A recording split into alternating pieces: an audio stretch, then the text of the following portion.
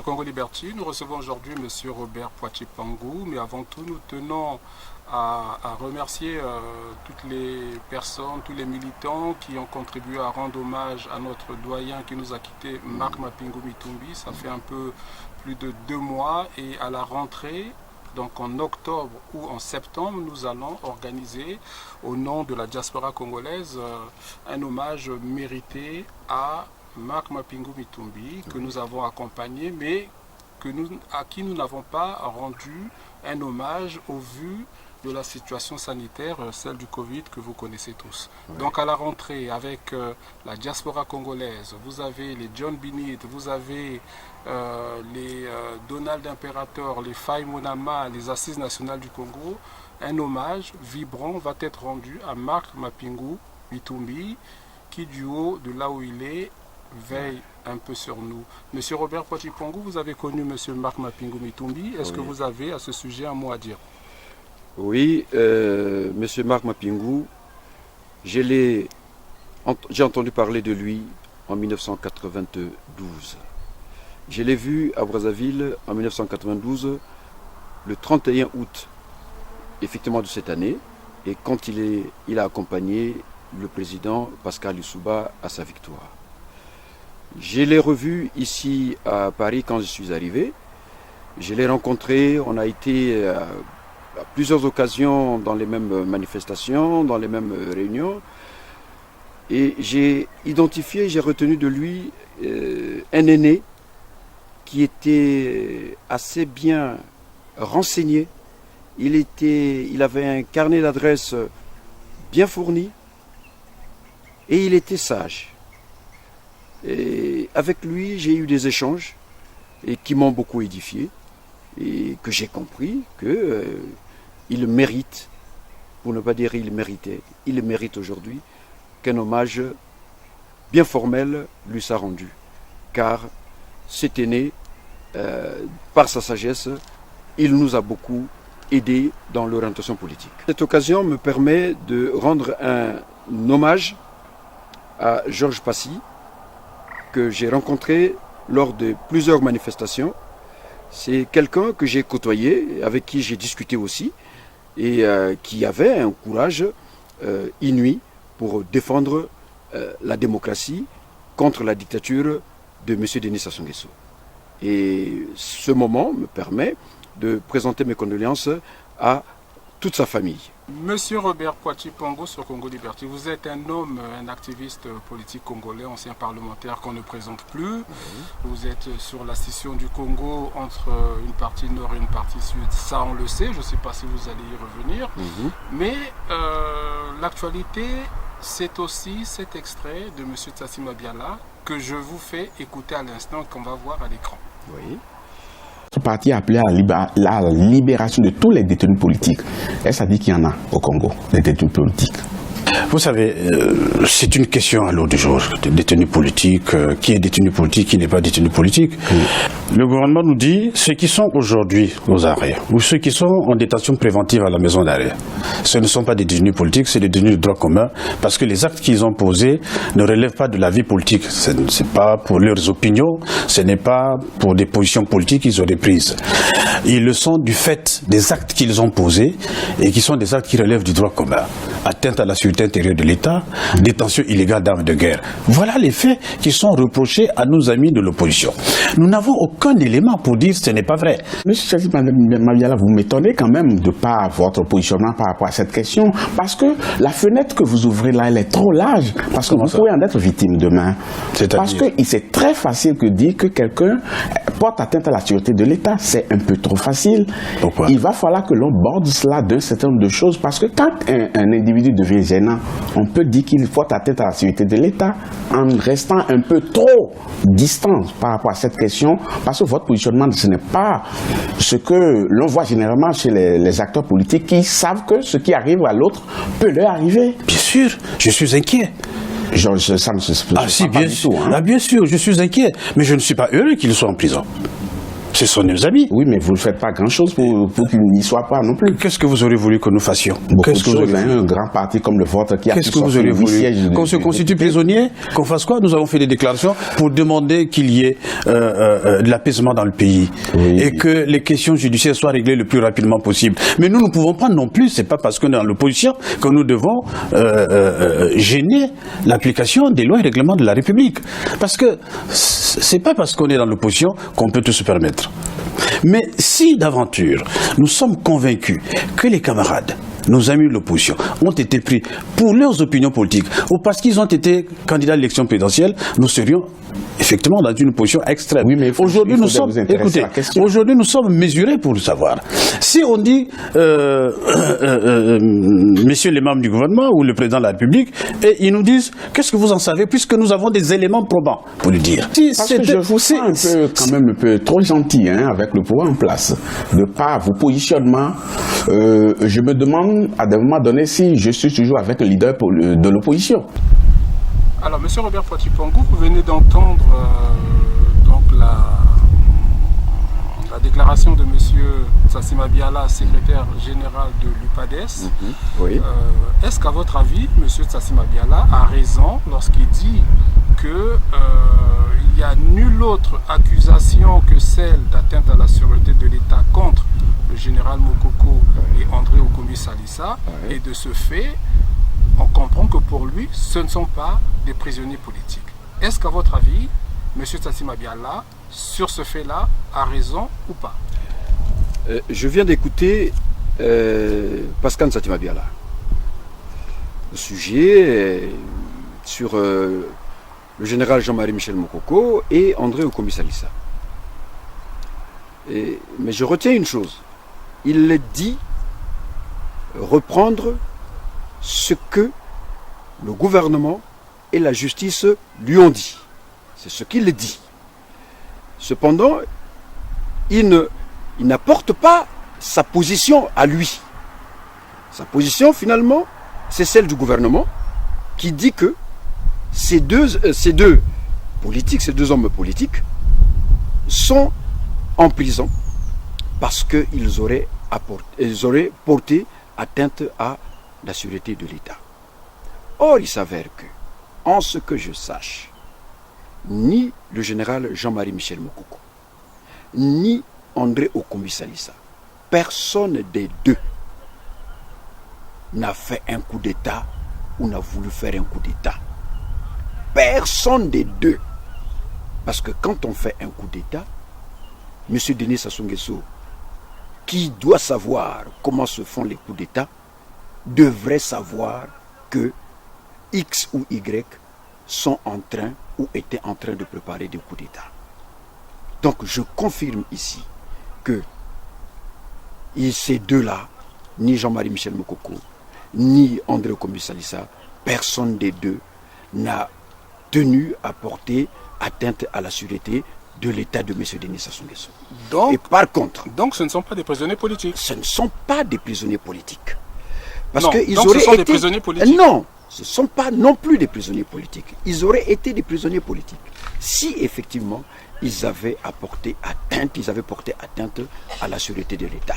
Là, ils auraient été effectivement saisis par la justice ou par l'État et traduits en justice.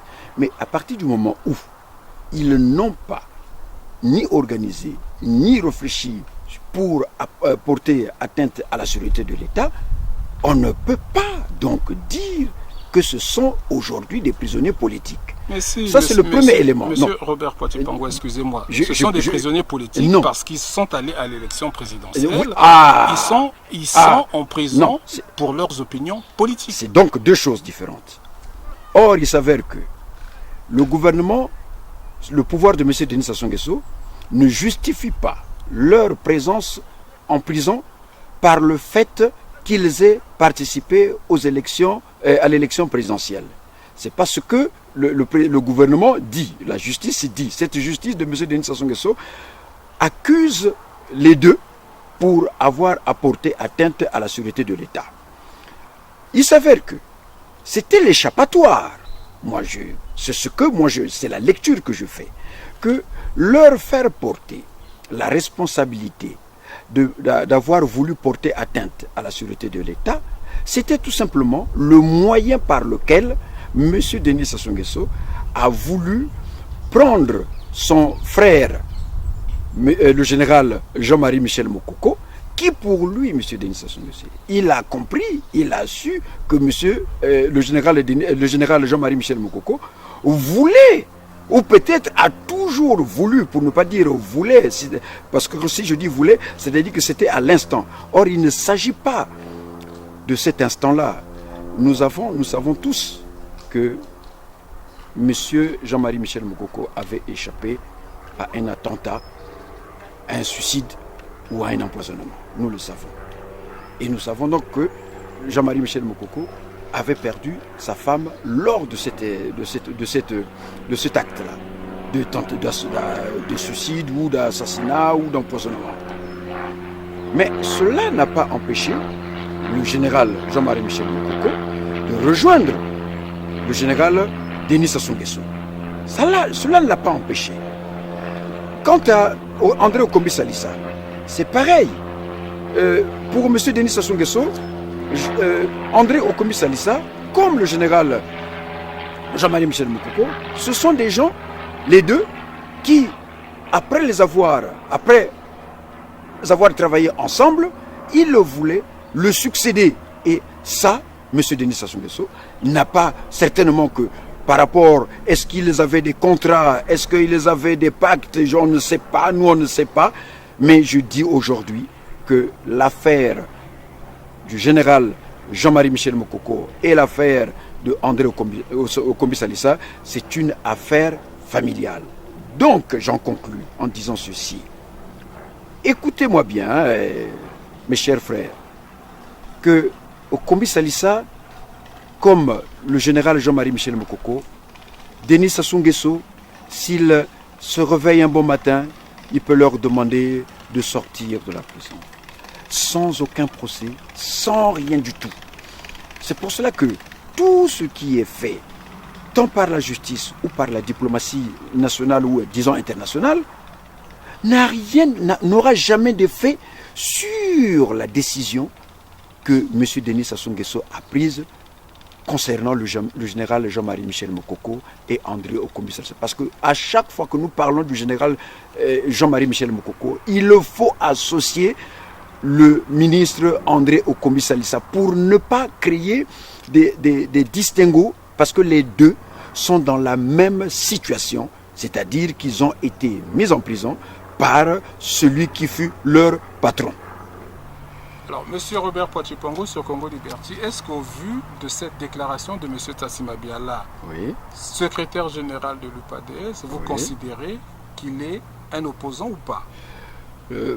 Très sincèrement, Pascal Tassima Biala, c'est quelqu'un que j'ai aussi rencontré, ici à Paris, et à Brazzaville aussi. On ne peut pas, à partir du moment où M. Denis Sassou Nguesso a pris le pouvoir par les armes. C'est là où j'avais toujours dit que l'opposition, opposition à quoi? À partir du moment où ils adhèrent à tout le système, à toute la dynamique que M. Denis Sassou Nguesso a installée pour accompagner, pour entourer, pour embellir son régime, on ne peut pas dire, parce que ce n'est pour un pays où il y a la démocratie, donc où il y a des opposants, un opposant ne peut pas s'exprimer de cette manière-là. C'est pas possible. Parce que lui, il est à Brazzaville, Pascal Tassima Biala. Il connaît le général Jean-Marie Michel Mokoko. Il connaît André Okombi Salissa. Il les connaît tous. Mais c'est ni Jean-Marie Michel Mokoko, ni Okombi Salissa. Personne ne pouvait faire un coup d'État contre Denis Sassou Nguesso pour apporter atteinte. Parce que quand ils disent porter atteinte à la sûreté de l'État, c'est dans l'optique de vouloir faire un coup d'État et faire tomber Denis Sassou Nguesso. C'est ça le porter atteinte à la sûreté de l'État. Mais ils connaissent, Pascal Tassima Biala, il connaît Jean-Marie Michel Mokoko. Est-ce que Jean-Marie Michel Mokoko, général qu'il est, je ne sais pas s'il est capable de faire un coup d'État. Je ne sais pas. Ça, c'est maintenant la question que moi, je me pose. Est-ce qu'il est capable de faire, est-ce que André Kobi Salissa est capable de faire un coup d'État contre Denis Sassou Nguesso, qui est leur mentor? Monsieur Robert Poitiers Pangou sur Congo Liberté. Alors je vais vous faire écouter un deuxième extrait de monsieur Pascal Sassima Biala, secrétaire général de l'UPAD. Le président Sassou a tout donné aujourd'hui. Les pères fondateurs, nos pères fondateurs, dans la devise qu'ils nous ont laissée. Unité, travail, progrès. Ils ont commencé par unité. Ils n'ont pas commencé par travail et progrès. Unité. Donc, c'est un préalable à toute l'unité. Le président Sassou, c'est bien. Il faut le lui reconnaître. Dans le cas de l'unité, plus que ses prédécesseurs, bien sûr, il a eu le temps. Il a eu les ressources. Bon, à son actif. Mais quand même, il faut le reconnaître, c'est lui qui a réussi à faire le maillage du territoire. Donc, à réaliser l'unité physique.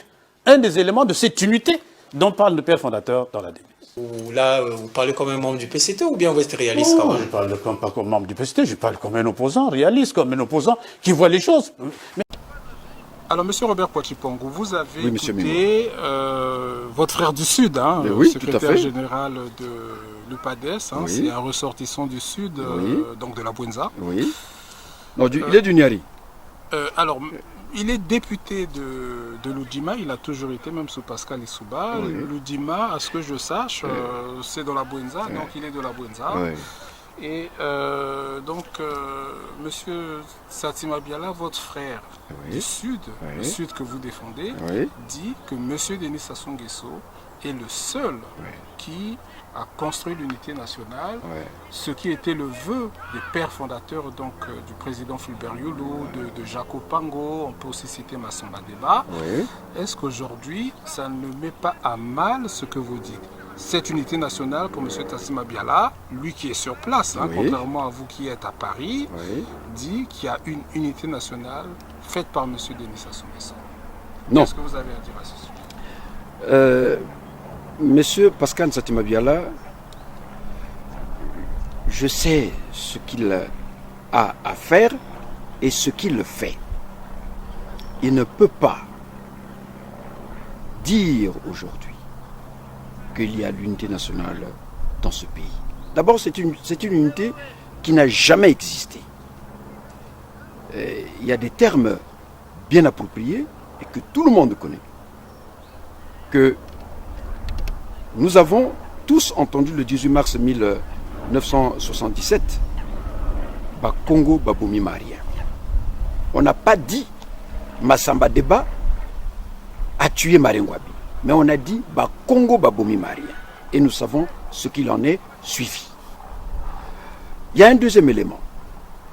Ça se passe à peine en mai 2012, quand M. Denis Sassou Nguesso entretient les sages du parti nord du pays, donc de chez lui, quand il dit que vous restez unis, moi je vais m'occuper des gens de Nguélé. On va aussi, il y a un élément tout récent, ce qui s'est passé entre le général Ndengue et l'un des conseillers du Premier ministre, et qui se présente quand en donnant son nom, ben, donc c'était un nom de consonance Teke. Eh bien, nous avons tous entendu la réaction du général Ndengue. On l'a tous entendu. Et on va encore remonter un peu plus loin, dans les années 5, lors du procès sur les attentats du cinéma Star et à Poto-Poto, et donc le procès qui en a suivi, quand Maître Jacques Okoko dit « Même les Tékés veulent commander ». Alors, quand Édouard Ambroise Noumazalaï meurt, qu'est-ce qui va se passer? Au niveau du Sénat, ce n'est pas le second Benjamin Bunkoulou qui va succéder à M. Ambroise Édouard Noumazalaï, mais c'est le deuxième vice-président, André Obami-Itou, qui va succéder Édouard Ambroise Noumazalaï. Ça, c'est au niveau du Sénat. Au niveau du PCT, Isidore Mvouba, il va rester secrétaire général par intérim jusqu'à sa destitution, où il va être remplacé par Pierre Ngolo. Ça veut dire quoi en réalité? Que tant au niveau du PCT qu'au niveau du Sénat, M. Denis Sassou Nguesso, connaissant les institutions, comment fonctionnent les institutions, il avait fait de sorte que, en cas de quelque chose qui lui arrive, eh bien, tant au PCT qu'au niveau du Sénat, c'était un fils du Nord qui le succédait. Et donc, je ne peux pas comprendre que aujourd'hui les gens puissent, que Pascal Satima Biala puisse continuer à penser ou à parler de l'unité nationale avec tout ce mécanisme qui a été mis en place par le régime qui exclut toute succession de M. Denis Sassou Nguesso par un fils du Sud. Et aujourd'hui, tout le Nord, je le répète, tout le Nord ne souhaite pas et ne veut pas voir un fils du Sud succéder à M. Denis Sassou Nguesso. Ça, il faudrait que tout le monde le retienne, que l'on me dira que oui, mais il y a des souffrances là-bas, du Nord au Sud, mais non. Ces souffrances certains peuvent supporter ces souffrances, mais d'autres ne peuvent plus supporter ces souffrances. Monsieur Robert Poitier Pango sur Congo Liberty, alors moi j'ai une question. Oui. Au vu de ce que débite M. Satima Biala, Oui. est-ce qu'au final, vous avez pu réviser votre fameuse théorie sur la scission, en sachant Oui. que, Je ne l'ai pas de révisé. toutes les façons, Oui. là vous avez un fils du Sud, comme je vous l'ai dit, de la Bouenza de l'Ultima, Oui. qui finalement se bat pour ses propres intérêts, il ne se bat pas pour les intérêts du Sud ou du Nord. Est-ce qu'à la fin, vous ne considérez pas que ce système-là, du moment où certains y trouvent leur intérêt, qu'ils soient du Nord ou du Sud, c'est d'abord leurs intérêts propres, Oui. et que finalement les Congolais du Nord au Sud aspirent à vivre ensemble, aspirent à vivre dans l'unité? Est-ce que finalement vous-même, vous n'êtes pas dans un débat finalement politicien, dans une posture Non. sur la scission? La scission, elle se justifie et s'explique par tous les éléments que je viens de vous apporter. Au vu de ce que, d'abord, quand Pascal Satima Biala parle, c'est comme si c'était un militant du PCT qui parlait. C'est un militant, il n'y a que le militant du PCT qui peut s'exprimer de la sorte. Mais pas un opposant, comme il pense qu'il est opposant. Il n'est pas opposant. Et s'il était opposant, il ne pouvait pas venir justifier que M. Denis Sassou Nguesso, c'est lui qui aujourd'hui incarne l'unité nationale. M. Denis Sassou Nguesso, qu'est-ce qu'il dit? Il se résume en disant ceci.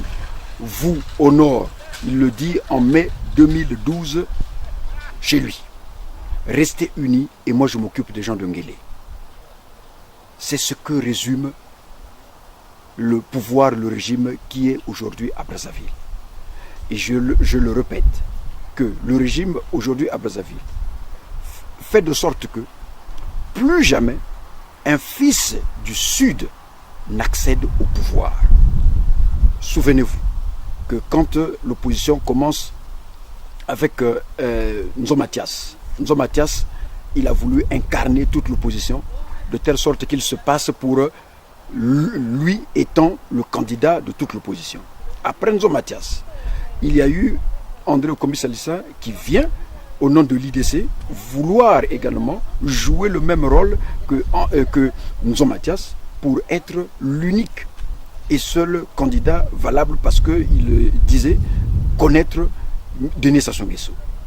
Et après André Okombi Salissa va venir le général Jean-Marie Michel Mokoko, toujours dans le même cadre. Ça veut dire quoi en fait?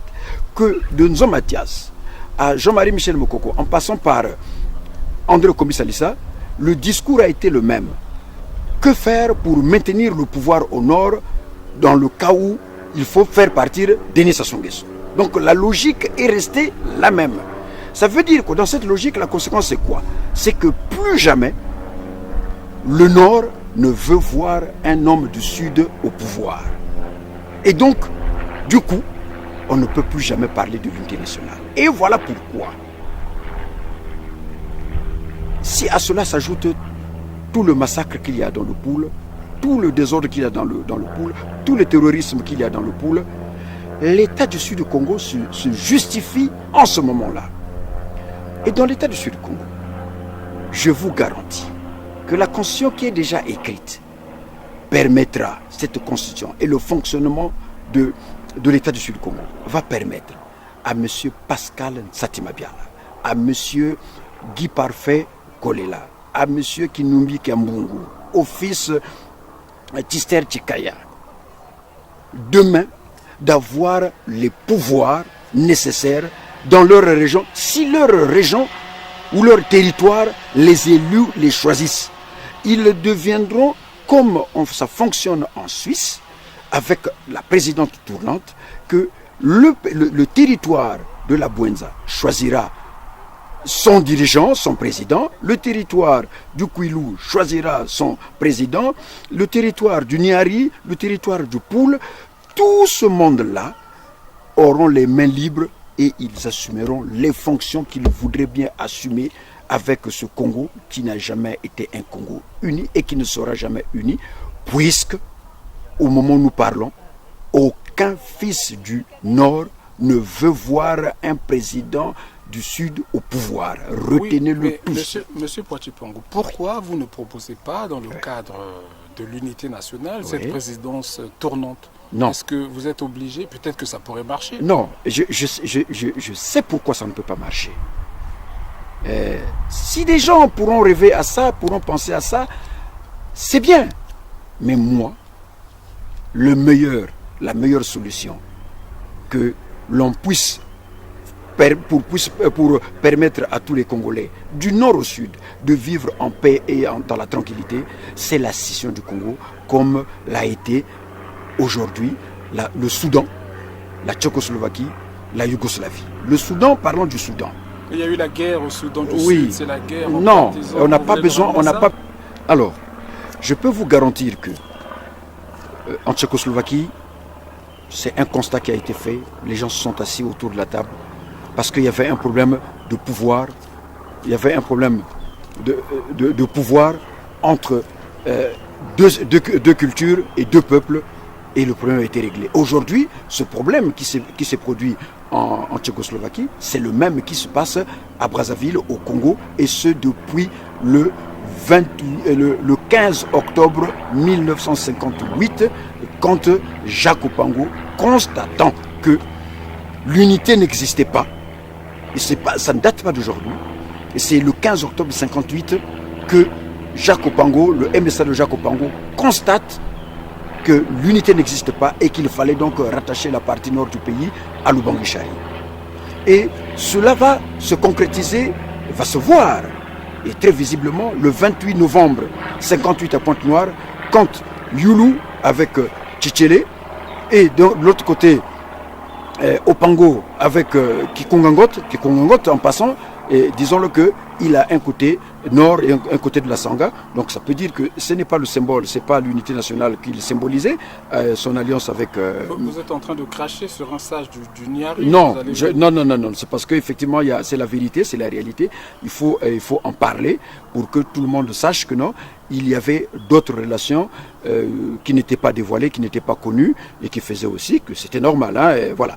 Mais bref, Satima Biala, un parent du Nord non, aussi, vous considérez que... Satima Biala, pour Kikungangot, moi je ne oui. sais pas du tout. Hein. Non, Pascal Satima Biala... Pourquoi n'acceptez-vous pas que des fils du Sud peuvent aussi, pour leurs intérêts propres, être dans le régime de M. Denis Sassou Nguesso? C'est ça qui m'étonne un peu. Non, ça ne m'étonne pas. Et c'est normal qu'il y ait aujourd'hui, c'est comme dans le cas du mariage, ça veut pas dire, la scission ne veut pas dire qu'un fils du Sud ne peut pas épouser une fille du Nord. Ou un fils du Nord ne peut pas épouser une fille du Sud. Non. C'est comme aujourd'hui, quiconque peut se marier où il veut et quand il veut. Donc il ne faut pas mélanger les problèmes de mariage, des alliances et des amitiés entre le problème politique, donc celui du pouvoir, et le problème de mariage et des alliances. Aujourd'hui, le Nord étant minoritaire, ne peut pas accéder au pouvoir par la voie démocratique. Et souvenez-vous, en 92, Pascal Lissouba ni Bernard Kolela, personne de ces deux n'avait besoin d'une alliance avec Sassou pour prendre le pouvoir, pour accéder au pouvoir.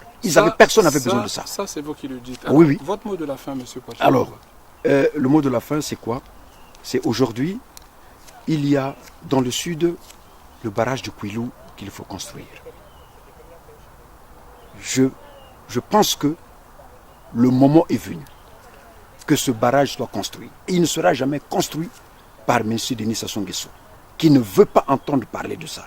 Donc j'en appelle à tous les fils du Kouilou, à tous les fils du Sud, de se lever et de se préparer pour l'État du Sud du Congo, parce que le devenir de cette partie du Congo est entre nos mains, car avec le Nord uni derrière Denis Sassou Nguesso, ce Nord-là ne veut plus jamais voir un sudiste à la tête de ce pays. Et que ceci soit entendu une fois pour toutes. L'État du Sud du Congo, c'est celui-là qui va nous permettre, avec le barrage de Kouilou construit, nous allons vivre en paix et en tranquillité avec nos frères du Nord qui auront, comme le Nord-Soudan, donc qui est resté le Nord-Soudan, vivra dans la paix, et s'ils auront des problèmes à régler, si le Nord aura à régler le problème de Sassou, eh bien c'est en ce moment-là, comme le Soudan a réglé le problème de Omar el-Béchir. Ce n'est pas le Sud qui doit régler le problème de Sassou, il faut laisser au Nord de régler le problème de M. Denis Sassou Nguesso pour que nous soyons en paix et que nous ayons une armée qui va nous protéger et qui va faire que l'armée de M. Denis Sassou Nguesso ne vienne plus faire perturber les paisibles populations du Poul, qui souffrent depuis 20 ans, et puis Pointe-Noire aujourd'hui qui est truffé par les militaires et les populations de Pointe-Noire ne peuvent plus circuler dans Pointe-Noire, Dolizing, Ngaï, et bien toutes ces parties du Sud sont aujourd'hui militarisées par le régime de M. Denis Sassou Nguesso. M. Robert Poitier Pangou, nous vous remercions. Vous êtes toujours disponible pour Congo Liberty. En tout cas, les débats avec vous sont toujours passionnés. Sur Congo Liberty, c'est la diversité d'opinions. Je pense. Comme je l'ai rappelé aux téléspectateurs au début de cette interview, une organisation particulière va être faite à la rentrée, c'est-à-dire courant mois septembre-octobre, pour rendre un vibrant hommage mérité à notre très cher aîné qui nous a quittés, Marc Mapingo Mitumbi. Il y a donc les militants de la diaspora qui y seront invités, mais aussi tous les anonymes qui ont participé ici et là à cet élan de solidarité envers la famille Mapingo et envers les militants de la diaspora qui aujourd'hui sont orphelins, qui ont pleuré, mais qui sont de nouveau debout, puisque le combat ne se limite pas à une personne, mais le combat politique est quelque chose qui se perpétue de génération en génération. Et à ce sujet, nous reviendrons vers vous avec beaucoup plus d'informations. Monsieur RPP, je vous dis à très bientôt. À très bientôt.